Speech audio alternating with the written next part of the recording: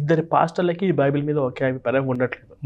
ఇప్పుడు ఉదాహరణ చెప్పాలి అంటే బైబిల్లో కొన్ని వచనాలు చూపించి అసలు విగ్రహార్థన చెయ్యొద్దు అని ఒక బ్యాచ్ తయారైంది, వాళ్ళు ప్రొటెస్టర్లు ఉంటారు. ఇంకొంతమంది ఇంకొన్ని వచనాలు చూపించి లేదు బైబిల్ ప్రకారం విగ్రహార్థన చెయ్యొచ్చు అని చెప్పేసి ఈ క్యాథలిక్స్ వాళ్ళు ఎక్కువ విగ్రహార్థన చేస్తూ ఉంటారు. ఇంకొంతమంది బైబిల్లో కొన్ని వచనాలు చూపించి ఈ వచన ప్రకారం హిందూ ప్రసాదాలు తినకూడదు అని కండిషన్స్ పెట్టుకుంటాడు.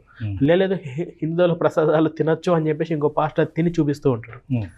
ఇలా ఇద్దరికి పాస్టర్లకి బైబిల్ మీద ఏకాభిప్రాయం అనేది ఉండదు. ఇటువంటివి వాటి గురించి మీరు ఏమంటారు? అంటే ఇప్పుడు నేను చెప్పింది నిజం అంటారా? ఈ ఒక్క బైబిల్ మీద ఒక 1000 పేజీలు గల పుస్తకం మీద ఈ 66 పుస్తకాల సముదాయం ఈ బైబిల్ మీద మొత్తం ప్రపంచవ్యాప్తంగా 35,000 డినామినేషన్లు వచ్చాయి. 2 డినామినేషన్లు పడవు.